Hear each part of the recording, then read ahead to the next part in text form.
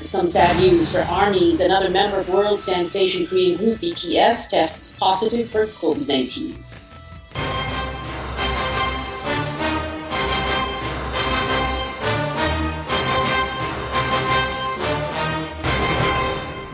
Alignments and realignments, groups, parties, and individuals drawing the proverbial political line in the sand 46 days before May 9, the day the Filipino votes, and on the eve of the local campaign period. Let's begin with this seismic shift that led to the resignation of a presidential candidate from his own party that he chairs and had just joined 8 months ago.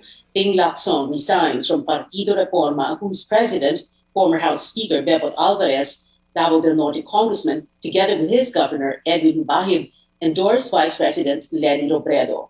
A belated revelation from Senator Bongo that President Duterte and Bongbong Marcos met in Malacanang a few days before the Kusi faction of PDP Laban endorsed the former senator. Can an endorsement from the president be far behind? Monsieur del Rosario, who is running on the senatorial slate of Ping Lacson, declaring he is for Robredo. Plus, this latest development, the National Unity Party says it is also supporting Marcos Jr. Let's dig deeper into this. Our George Quiles, who's been training Lacson, joins us from General Santos City. George, what is the implication of this resignation on his campaign? Opie, after seeking advice from COMELEC, Lacson says his resignation from Partido Reforma has no impact on his candidacy. This means Lacson will still run for president, now as an independent. He says he is not discouraged or frustrated, but more driven to continue the campaign. It was a typical campaign morning for presidential candidate Senator Panfilo Lacson in General Santos City. He met with fishermen at the port, a courtesy visit to the mayor, and even got an endorsement from Maranao vendors at the public market. But after these activities, he dropped a major bombshell. Today, I officially announce my resignation as chairman and member of Partido ng Demokratikong Reforma, which effectively makes me an independent candidate for the presidency in the upcoming May 2022 elections. Yesterday, I was informed by the party president, former Speaker Pantaleon Bebot Alvarez, that their slate in Davao del Norte, led by Party Secretary General and Provincial Governor Edwin Hubahib, has decided to endorse another presidential candidate. Partido Reforma President and former House Speaker Pantaleon Alvarez was among those who convinced Lacson to join the party, which even made him its chairman. Alvarez was present in the Lacson Soto Proclamation rally in Cavite and hosted a duo in his home province, Davao del Norte, only to drop Lacson almost a month and a half left before the polls. Matagal nang lakoy na bandon. Noong nag-start yung campaign period, they were no longer present on the ground. Girls, I'll tell you honestly, yung fans na pumapasok sa akin, sariling sikap. I was not expecting it, but perhaps that would be the best thing to do as far as my presidential candidate is concerned. Lacson says he has no ill feelings towards Alvarez and the rest of the Partido Reforma members in Davao del Norte, but he says their explanation for ditching him for another candidate is unacceptable. With or without party affiliation, I am not leaving you behind. I assure you that I will be your leader and supporter in our shared convictions and aspirations. Magkakasama pa rin tayo sa laban na ito. Tulad ng paulit-ulit kong sinasabi, tuloy ang laban hanggang sa dulo. We are also monitoring the situation in the National Unity Party or NUP. NUP Chairman, former Interior Secretary Ronnie Puno runs the Lacson Soto campaign, but just this afternoon, NUP openly endorsed Bongbong Marcos. Lacson says as far as Puno is concerned, he received assurance that Puno will stay with him since this is the first time that Puno's family has agreed on supporting a single candidate. We also got a word from Puno that is currently on leave from NUP, and the developments today caught him by surprise. Puno says he will speak with Lacson as soon as possible to know his plans. Pia. Talk about seismic shifts, huh, George? Well, any word, George, from the senatorial candidates of Partido Reforma? As for Dr. Mingita Padilla, she says she has yet to speak with Senator Lacson, but she assures the senator of her continued support because they are old friends and share similar advocacies. Former PNP Chief Guillermo Eleazar says he will wait for the official party action. Partido Reforma adopted Eleazar and became a last-minute substitute as a senatorial candidate. Former Congressman Monsur del Rosario, as you mentioned earlier, has already joined Alvarez in backing Vice President Leni Robredo's presidential bid. Back to you. George Pilas, they're reporting live. As far as the Commission on Elections is concerned, Lacson will remain affiliated with Partido Reforma. No revisions to the official May 9 ballot as well. The party acronym PDR will remain printed beside Lacson's name. Common Commissioner George Garcia says the toss-up is political in nature and no formal substitution will be accepted either. As far as the Comelec is concerned, hindi siya independent candidate. Whatever change in your affiliation after the filing of the candidacy, after the period, doesn't matter. What will be the basis always of determining your party is your party at the time of the filing of the candidacy. Lacson, along with running mate Senate President Tito Soto, filed his COC as president of Partido Reforma October 6th last year.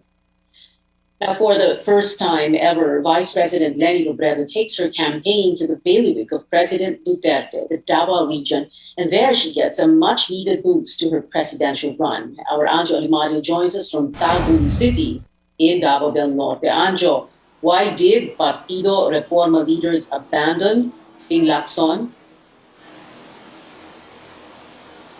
A hard choice but had to be made, Pia. That sums up this twist that may crucially affect the result of the coming election. Partido Reforma President and Davao del Norte Representative Pantaleon Alvarez has shifted focus or support from Panfilo Lacson to Leni Robredo, but Alvarez clarifies that the fight for good governance is not about color. He and his party are reformist, and that for that reason they have chosen the Vice President.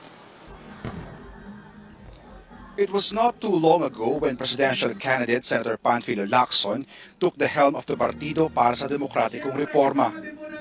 But with only 46 days to go before the presidential elections, party leader Pantaleon Alvarez ends up backing another candidate. We need a leader, and for the 2022 presidential elections, given all these considerations, and the crisis we have to overcome, that leader is a woman. Her name is Leni Robredo.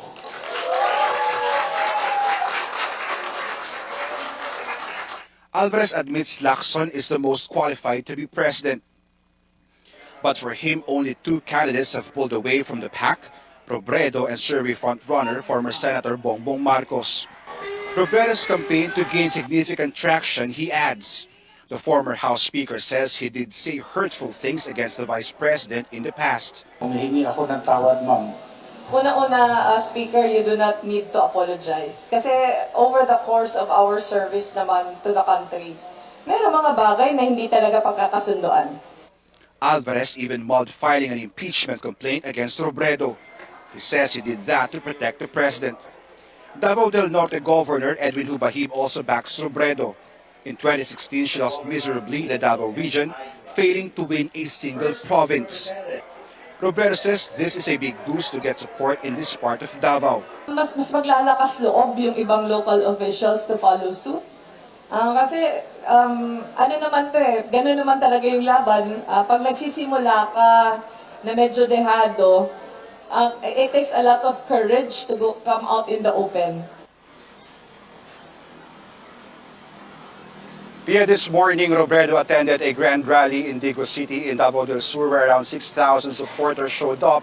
But again, is this enough to paint Davao pink? Back to you. Anjo, there have been some local politicians pushing for a Rosa, a Robredo, and Davao Mayor Sara Duterte tandem, or at least, on the day of voting. How is Lenny Robredo taking that? Well, Vice President Leni Robredo says she respects that decision, that move of her supporters backing her and another vice presidential candidate. But it's clear to her from day one that her vice president is Senator Francis Pangilinan. Pia. Angela Limario there, reporting from Tagum City in Davao del Norte. Hoping Lacson's resignation from his party, Partido Reforma, prompts other members to follow suit. The chairman of the party's Cavite chapter, Rafael Rodriguez, along with the district, municipal, and city chairman, also resigned from their posts. They reaffirmed their support for Lacson, who hails from the province. Former Representative Ashley Asadillo, the party spokesman, made the same decision to quit, saying he will continue to support Lacson as his official spokesperson. Meanwhile, another presidential candidate, Isko Moreno, is happy about Lacson's decision to continue his campaign. Senator Manny Pacquiao says he will meet with Lacson and Senator Tito Soto when they all return to Manila. Pacquiao earlier said he has a, quote, gentleman's agreement, unquote, with Lacson and Soto. Under that agreement, the weaker candidate, based on surveys, will support the stronger bet. It is unclear, however, if the support will mean withdrawal from the presidential race. Tuloy naman ang laban ni Senator Ping tsaka ni Tito Sen. Nakausap ko sila. At kung ano mang desisyon nila, ako naman ang makakalab nun kasi may ano naman kami. May maganda naman yung pag-uusap namin at isa lang kami. Abangan nyo na lang, mag-uusap muna kami. Si Senator Ping Lacson is an asset of our country. Mas maraming magagaling na kandidato katulad ni Senator Ping Lacson, mas maraming opsyon ang mga kababayan natin Pilipino. I'm happy that Senator Lacson continue to participate in the campaign as a candidate for president kasi maganda rin siyang opsyon ng ating mga kababayang Pilipino. Moving on, President Duterte and presidential candidate Bongbong Marcos met over the weekend. Senator Bongo, as well as Marcos's campaign, confirmed this. Go says the two had a productive meeting where Mr. Duterte shared his experiences as president with Marcos.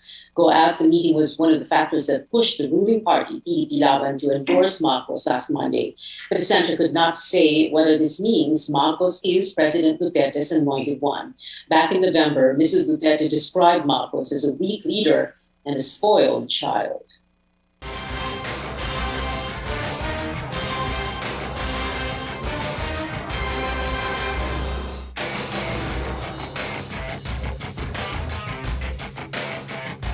More stories next. Less than 2 months before the Filipino votes, the poll body says it will resolve all pending cases involving presidential candidate Bongbong Marcos by April. And after 2 years, road authorities allow provincial buses on EDSA for a 2-week dry run. Stay with us here on Newsnight.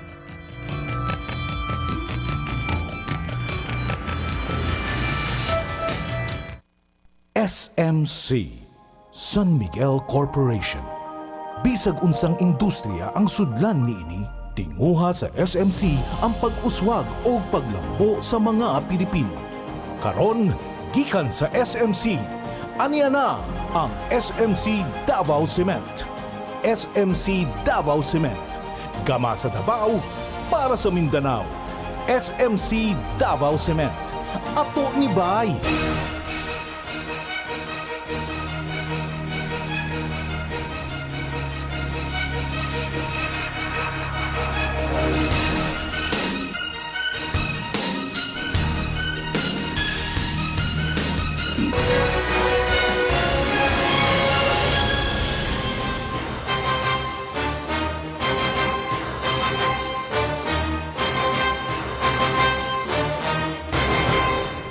Welcome back to Newsnight, where we go above and beyond the headlines. I'm Pia Ontiveros. COMELEC is facing several issues just 46 days before the Filipino votes, among them pending cases against some candidates, an alleged data security breach involving Smartmatic, and doubts about the poll body's transparency and integrity.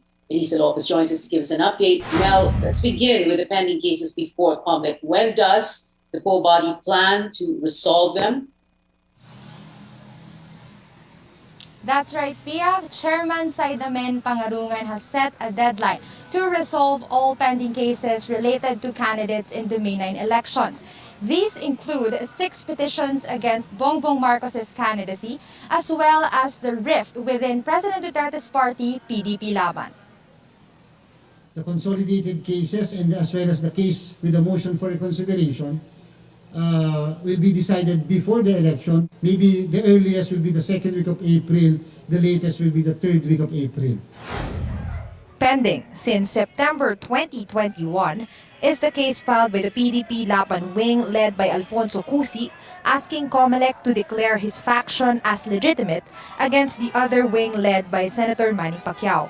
Meanwhile, 5 petitions seeking to kick Marcos out of the presidential race, earlier denied by COMELEC's 2 divisions, are on appeal before the Anbanc since January.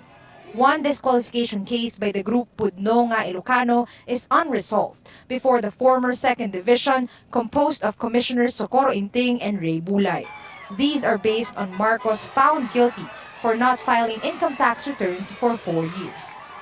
The commission allows members of political parties and poll watchdogs to open random packs from 42 million ballots printed and verified since January to check if these are of good quality and not pre-shaded. Our cameras were not allowed to record the sampling process within close range given security constraints. The poll body was earlier criticized for printing ballots without witnesses. COMELEC has said it only restricted access in the past 2 months due to COVID-19 concerns, but has opened the process this March with lower infections. COMELEC is also taking action on the alleged security breach involving technology provider Smartmatic. Pangarungan insists COMELEC has not been hacked but ordered poll officials to coordinate with the National Bureau of Investigation regarding the probe. Pangarungan gave a March 29 deadline to find out details of the supposed breach and ordered COMELEC's law department to review its existing contract with Smartmatic given this incident.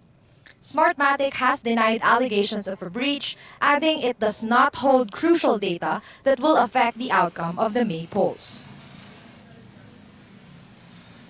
COMELEC officials ended the day by signing what they call an anti-EPAL agreement with officials of DSWD and DILG to crack down against politicians who wrongly take credit for the delivery of social services. Meanwhile, the poll body hopes to resolve all pending cases so that they can instead focus on the final preparations for voting day. Back to you, Pia. Mel, the local campaign period begins tomorrow. What are we expecting? That's right, Pia. Expect the next 45 days beginning Friday to be action-packed. There are 18,023 local positions up for grabs.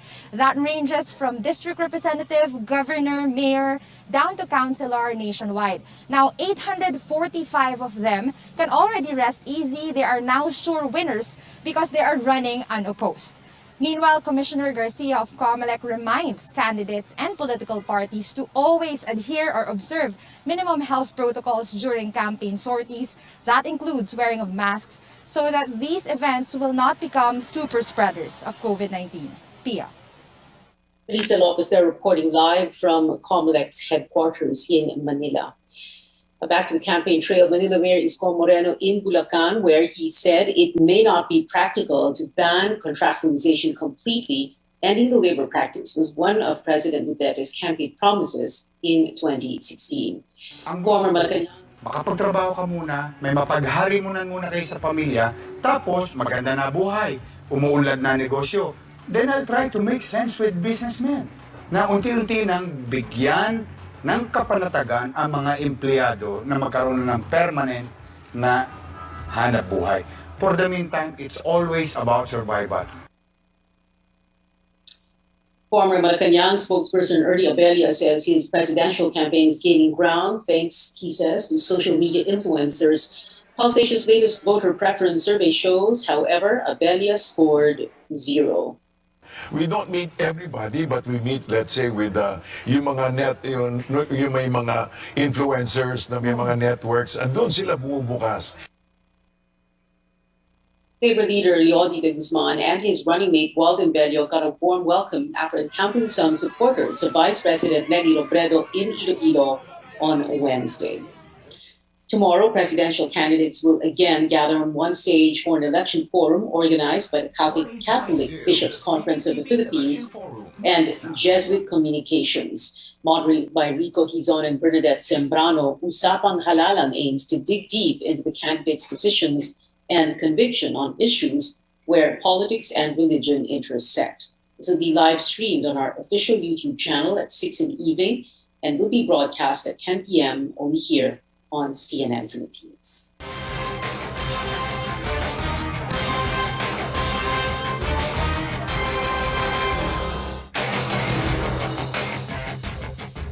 Authorities finally giving the green light for the return of provincial buses on EDSA after 2 years. Trips will initially run for 2 weeks to check if these will help ease traffic in Metro Manila.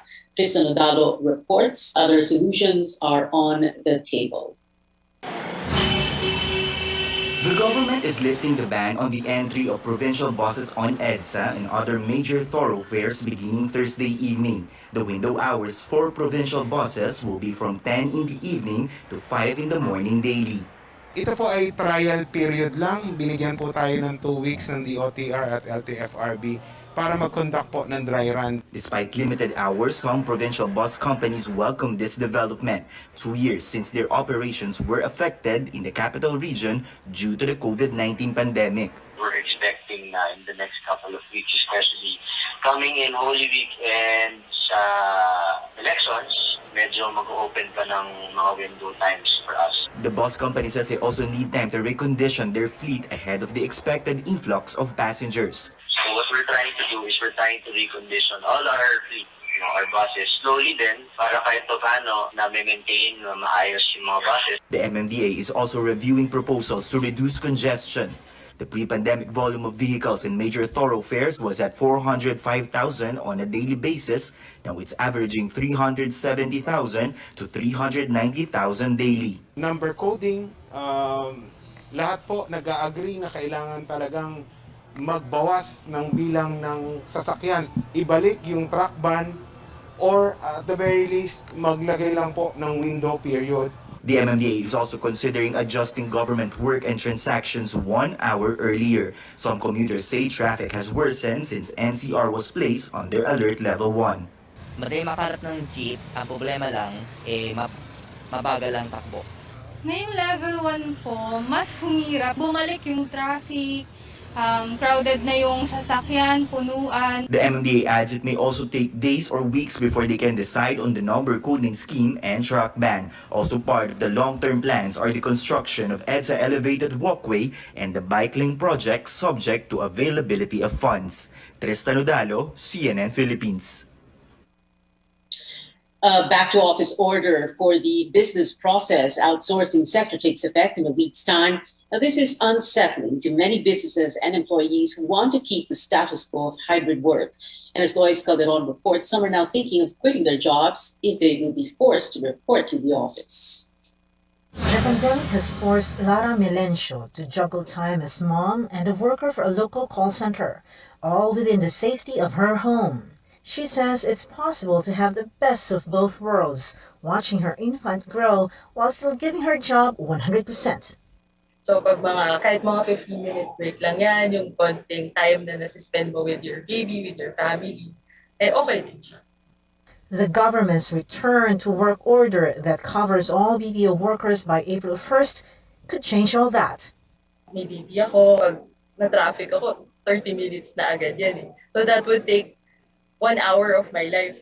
Already, nearly 200 workers out of 1,400 members of the Alliance of Call Center Workers are contemplating leaving the industry and finding jobs elsewhere.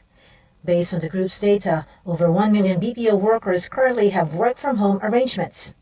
It's not really mass resign as in protesta. Hindi magiging madali sa kanila yung transition to work on site.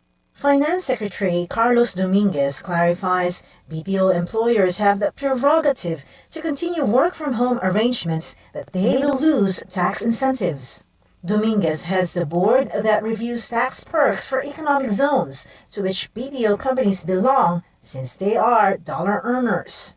Militant group Bukluran ng Manggagawang Pilipino and party list groups Akbayan and Sanlakas believe the Finance Department has overstepped its bounds. If it ain't broke, why fix it? Walang ibang madidescribe to kundi isang blackmail. And I even doubt that it is for the benefit of the MSMEs. When they are working from home, they buy from their suke, from the palengke. That's an MSME. If we're in Eastwood, we're buying from big businesses. The finance chief has a rejoinder. Read the law. BPO employers have yet to respond to CNN Philippines' request for comment. Both sides have good intentions. From government, on-site work could have a ripple effect on the economy as BPOs renew lease contracts with the property sector and peripheral businesses like restaurants, cafes, and flats could benefit from that. From workers' side, working from home means less crowded roads and greater productivity. Work-life balance, that is. Balancing interests within the bounds of law is a tough job. Lois Calderon, CNN Philippines. The IT and Business Process Association of Philippines has refused to comment on the matter. When we return on Newsnight, a member of global superstar BTS catches COVID-19 ahead of their Las Vegas concert next month, while exciting things await Stranger Things fans. A look at the characters joining the much-awaited fourth season next. You're watching CNN Philippines.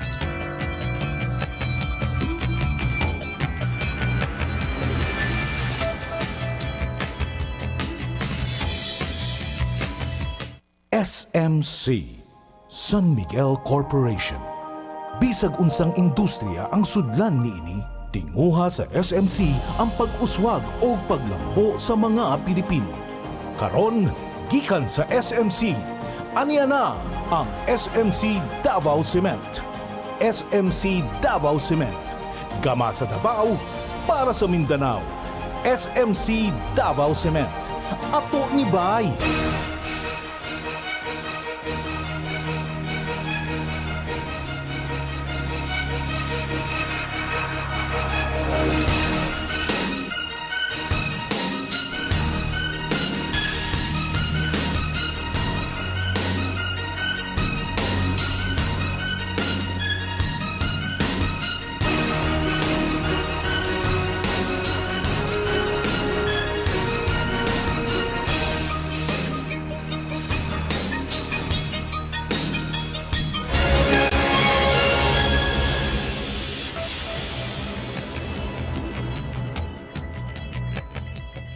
Welcome back to Newsnight. I'm Pia Ontiveros. In K-pop, J-Hope of BTS has caught COVID-19 after getting tested for the virus yesterday. The group's agency says he's only experiencing a sore throat and is undergoing treatment at home. It adds J-Hope plans to participate in scheduled events next month.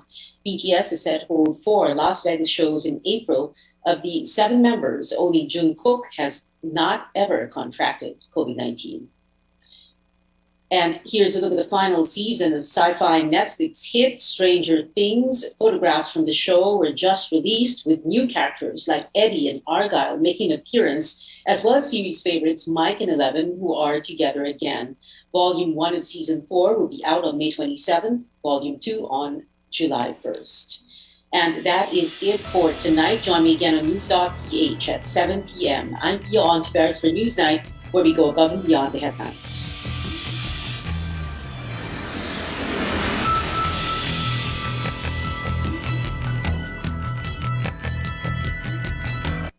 This program is brought to you by